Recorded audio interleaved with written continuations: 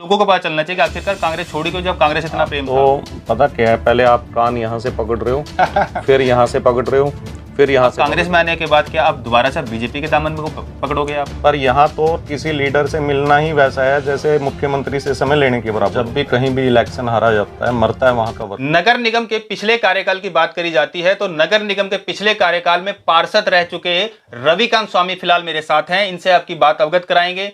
फिलहाल बता दें, अपने वार्ड की समस्याओं को लेके, वार्ड की समस्याओं के और वार्ड के लोगों की समस्याओं को लेके अफसर लोगों से लगातार बहस करते हुए नजर आते थे, अफसरों से लेकर लगातार चर्चाएं में रहते थे और लगातार एक तेज तरार नेता कहलाते थे। और कई सुर्खियां, अखबारों की सुर्खियों की बात करी जाती है, अखबारों की सुर्खियां बनते थे, सोशल मीडिया की सुर्खियां बनते थे। ऐसे जो नेता, तेज तरार नेता मेरे साथ बैठे हैं, रविकांत स्वामी जी। फिलहाल बता दें आपको कि ये कांग्रेस जो है वो छोड़ चुके हैं, ऐसी सूचना उन्होंने अपने सोशल मीडिया के प्लेटफॉर्म पर जारी की है, जिसकी सूचना पाने के बाद हम इनके पास आए हैं जानने के लिए कि क्या ऐसा क्या रहा जो उन्होंने कांग्रेस छोड़ दी है, ऐसी क्या बात रही जो कांग्रेस छोड़ने के बाद। अब इनसे जानने की कोशिश करेंगे, क्योंकि जो इनका राजनीतिक भविष्य है वो क्या किसी और पार्टी को ज्वाइन करते हैं या फिर इनको कांग्रेस छोड़ने का ऐसा क्या लॉजिक था, या कांग्रेस छोड़ने का ऐसा क्या वजह रही जो कांग्रेस छोड़ के अब किसी और पार्टी में जाना चाहते हैं, या कुछ और भविष्य है। फिलहाल इन सब सवालों को लेकर हम यहाँ पहुंचे और बता दें, आप कुछ तीखे सवाल भी हो सकते हैं और कुछ मीठे सवाल भी होंगे जो कि आप सभी लोग सुनेंगे। स्वामी जी नमस्कार जी। नमस्कार जी, आपको नमस्कार और विजय केसरी के सभी दर्शकों को मेरी तरफ से नमस्कार जी। स्वामी जी, जिस तरह से आपने अभी 11 मार्च को आपने एक सोशल मीडिया पे पोस्ट जारी की है और पोस्ट जारी करते ही आपने सबको अवगत करा दिया। और बता दें आपको, सबसे पहले आप चर्चाओं में तो आप पिछले कार्यकाल में भी थे और 11 मार्च के बाद आप फिर चर्चाओं में आ गए हैं। 11 मार्च को आपने चर्चाएं जो है पूरी बाजार गर्म कर दिया है कि आप कांग्रेस छोड़ चुके हैं। ऐसी क्या वजह रहेगी कांग्रेस छोड़ने की आपकी? कांग्रेस तो आप बिल्कुल सही सलामत आप काम कर रहे थे, काफी तेज तरार थे और काफी लोगों के मुद्दे उठा रहे थे। अब ऐसा क्या हुआ जो कांग्रेस छोड़नी पड़ी आपको? कांग्रेस छोड़ने का फैसला कोई एकदम से नहीं लिया गया।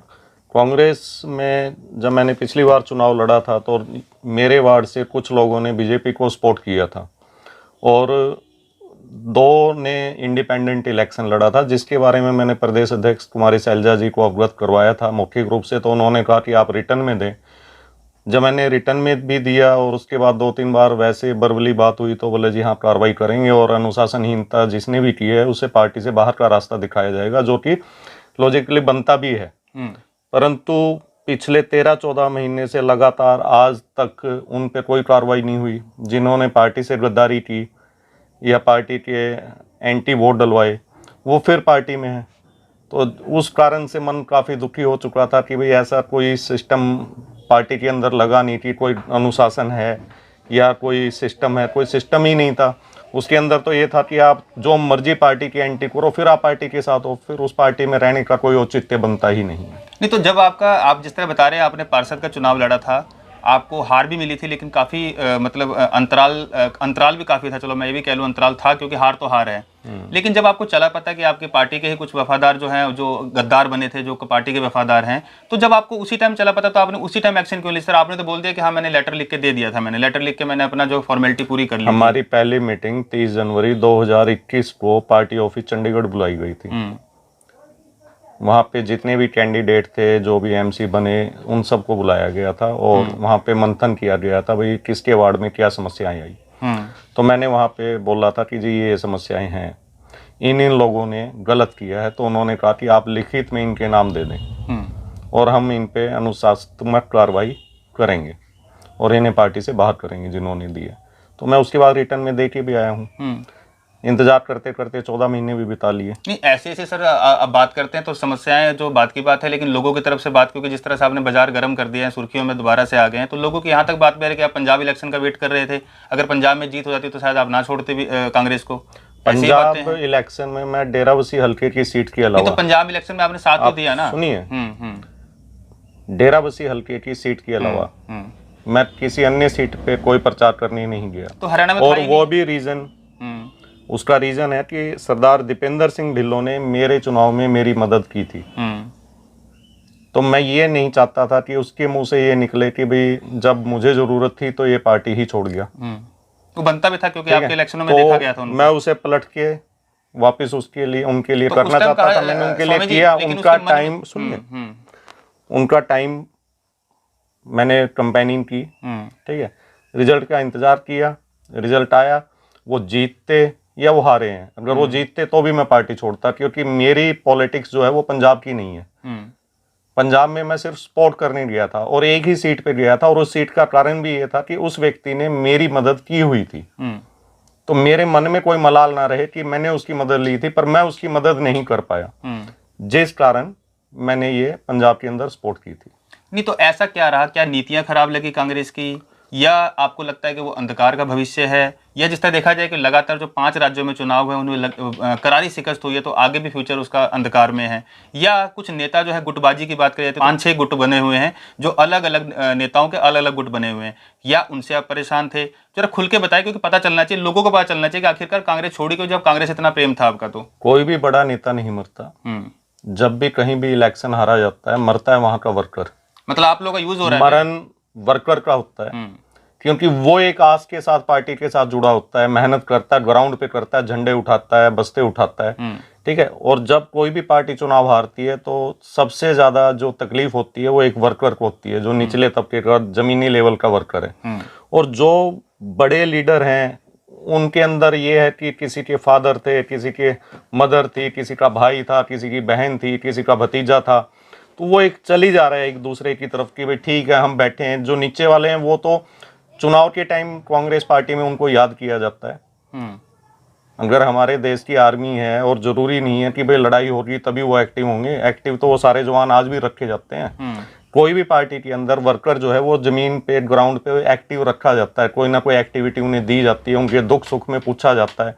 पर यहाँ तो किसी लीडर से मिलना ही वैसा है जैसे मुख्यमंत्री से समय लेने के बराबर होता है। मतलब किसी सिंपल नेता से मिलना तो मुख्यमंत्री से मिलना एक बराबर मान लो आप। बिल्कुल बराबर माना जाता है, क्योंकि यहाँ का जो प्रोटोकॉल है कांग्रेस का, वो प्रोटोकॉल मेरे हिसाब से मुझे नहीं लगा। क्योंकि एक वर्कर अगर एक लीडर तक पहुंच नहीं सकता या उसे उसके लिए 1-2 चैनल चाहिए हो तो उस जगह काम करने का या उस जगह रहने का वैसे भी कोई औचित्य नहीं है। स्वामी जी आपको कब लगा, क्या आपको लगता है कि इलेक्शन जब आपके ये वाले जो पार्षद के इलेक्शन अभी हाल फिलहाल में हुए हैं जो, क्या आपको इससे पहले लगा था कि आपको मतलब कांग्रेस में ऐसी गुटबाजी चल रही है या फिर कांग्रेस जो है कहीं ना कहीं नीतियां आपको खराब लगी थी, या इलेक्शन के बाद जो आपका ये प्रकरण हुआ? मेरे चुनाव के दौरान ही मुझे इस चीज का एहसास हुआ था कि भाई ये गुटबाजियां ऊपरले लेवल पे नहीं है, ये निचले लेवल पे भी है।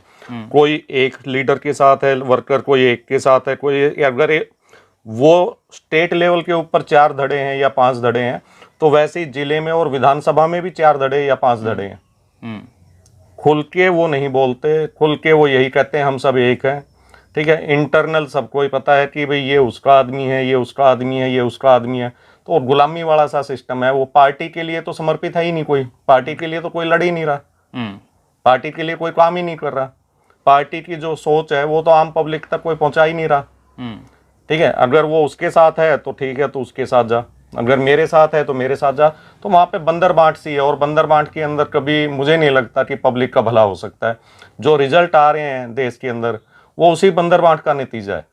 नहीं तो आपको क्या लगता है कि जो और पार्टी है उनकी नीतियां सही हैं? जिस तरह से कांग्रेस की नीति आपने खराब गिनती करा दी, होता अमूमन ऐसा ही है कि जब जिस पार्टी में आप होते हो, अब मान लो अभी कल को आप बीजेपी में चले जाते हो, आम आदमी में चले जाते हो, या किसी अन्य किसी पार्टी जाते हो, तो आप उसकी भलाई कर, उसके बारे में अच्छी बातें बोलोगे, दूसरी पार्टी के बारे में आप फिर गलत बोलोगे। तो आपको क्या लगता है कौन सी पार्टी अच्छी चल रही है इस टाइम? कि इसमें जाऊंगा या नहीं जाऊंगा वो तो भविष्य के गर्भ में छुपी हुई बात है और मेरे साथियों पे दम पे है, ठीक है। मैं किसी भी पार्टी को ये नहीं कहता कि भाई वो पार्टी अच्छी है या वो पार्टी अच्छी है। मेरे हिसाब से तो वो पार्टी अच्छी है जो जनता के मुद्दों को उठाए। मैं नीतियों की बात कर रहा हूँ कि आपको क्या लगता है कौन सी पार्टी की नीतियां बहुत अच्छी हैं, जिस तरह आपने कांग्रेस की नीतियों के ऊपर बात करी है? देखिए ऐसा है ना, जो जिस पार्टी में होता है वो तो उसी की नीति अच्छी बताएगा। आज मैं किसी पार्टी में नहीं हूँ तो मैं बता ही नहीं सकता किसी पार्टी की नीति। चलो अब सर, जैसा है कि मार्केट में निकल रहे हैं, सवाल जवाब हो रहे हैं लोगों से, तो कुछ आपके चहेते भी मिल रहे हैं हमारे को, कुछ जो है आपके विपक्ष में भी हैं और आपके खिलाफ भी हैं। अब उन्हीं लोगों के सवाल जो है उसमें से एक कड़वा सवाल है कि क्या आप दोबारा से बीजेपी, क्योंकि आपने चुनाव जो है पिछली बार बीजेपी से फाइट किया था, पिछली से पिछली बार जब पहला कार्यकाल आपने जब पहली बार चुनाव लड़ा था तो आपने बीजेपी से फाइट किया था। आपके कुछ मतभेद या मनभेद जो भी कुछ हुआ जिसकी वजह से आप कांग्रेस में आ गए थे। अब कांग्रेस में आने के बाद क्या आप दोबारा से बीजेपी के दामन में पकड़ोगे आप? देखिए लीडर का निजी फैसला किसी का भी नहीं होता, और मैं तो लीडर नाम की चीज हूं ही नहीं, ठीक है। मैं अपनी पब्लिक से, अपने दोस्तों से, अपने साथियों से सलाह करूंगा, उसके बाद फैसला लूंगा कि मुझे जाना है या नहीं जाना है। आज मुझे अपने लेवल पे बोलना बहुत जल्दबाजी होगी। चलिए मैं मानता हूं कि आपके जो पर्सनल जो दोस्त हैं, मित्र हैं, भाई बंधु हैं उनसे राय विचार करके, क्योंकि आप उन्हीं के दम पे आप फाइट भी करते हैं इलेक्शन और जीतते भी हैं। लेकिन अब अगर ये देखा जाए कि जिस तरह पंजाब में इलेक्शन अभी आपने साथ दिया, दीपेंद्र जी का ढिल्लो दी का साथ दिया आपने, पंजाब में आम आदमी पार्टी ने एक परचम, बहुत अच्छा परचम लहराया अपना और दिखा के भी दिखा दिया कि हाँ बिना पैसे के भी इलेक्शन लड़े जाते हैं। अब क्या ऐसा समझा जाए कि आम आदमी पार्टी ज्वाइन कर लोगे? अगर बीजेपी के जिस तरह आपने छोड़ा था, तो आपको लगता है कि आप, ऐसा भी लगता है, आभास जो पब्लिक भी कह रही है, सवाल जवाब आ रहे हैं कि आम आदमी पार्टी भी आप ज्वाइन कर सकते हो? आप तो पता क्या है, पहले आप कान यहाँ से पकड़ रहे हो फिर यहाँ से पकड़ रहे हो, फिर यहाँ से पकड़ रहे हो। आप एक पार्टी, बेसिकली आपका दोनों तीनों क्वेश्चन का एक ही क्वेश्चन है कि आप किस पार्टी में जाना चाहते हो। बेसिकली मेरा क्वेश्चन ये है कि मेरा इन तीनों क्वेश्चन का एक ही आंसर है अभी कि जब तक मैं अपने साथियों से, अपने भाइयों से वार्तालाप नहीं करूंगा, विचार विमर्श नहीं करूंगा, तब तक मैं इसके बारे में कुछ भी नहीं कह सकता। वो बहुत जल्दबाजी होगी। नेता सनोज जी बनता नहीं है, नेता पब्लिक के द्वारा बनाया जाता है। बिल्कुल बनाया, मैं तो वही पूछ रहा मेरी हूं। सोच के हिसाब से कुछ नहीं होने वाला। सोच तो जनता की तय करेगी कि रविकांत स्वामी को क्या बनाना है, नहीं बनाना है, उससे कैसे काम करवाना है। मेरी सोच की कोई वैल्यू नहीं है। चलिए, मैं अब एक लास्ट सवाल मेरा होगा कि आपने 11 मार्च को सोशल मीडिया पे तहलका मचा दिया, सोशल मीडिया पे खबरें डालने, मतलब अपना एक सोशल मीडिया पोस्ट डाली कि आप कांग्रेस छोड़ चुके हैं। क्या कब उम्मीद की जाए कि अगली एक पोस्ट और आएगी आपकी, किसी पार्टी को ज्वाइन कर चुके हैं, या फिर जो भी आप लोगों को, वार्ड वासियों को संदेश, क्योंकि अभी तो आप संदेश देना चाहते नहीं, क्योंकि आपने साफ साफ बोल दिया कि मैं अभी किसी पार्टी के बारे में बोलना नहीं चाहता, ना आप पर्सनल मैटर है। मैं आपकी बात समझ रहा हूँ जो आप कहना चाह रहे हो, ठीक है। बेसिकली मैंने एक ही बात बताई है कि मैं अपने साथियों के बिना कुछ भी नहीं हूँ। मैं आज जो कुछ भी हूँ, ठीक है, पब्लिक और साथियों के दम पे हूँ। मुझे मेरे वार्ड वालों ने, मेरे शहर वालों ने, मेरे दोस्तों ने, उन्होंने बनाया है और उनके बिना मेरा कोई भी कदम नहीं उठ सकता। मैं आज कोई भी दिन, तारीख, हफ्ते, महीने, साल नहीं बता सकता कि मैं भविष्य में क्या करूँगा, क्योंकि ये मेरा घरेलू फैसला नहीं है, ये पब्लिक का ही फैसला होगा। पब्लिक जो भी सारे भाई चाहेंगे मिलके तय कर लेंगे। चलिए, धन्यवाद सर।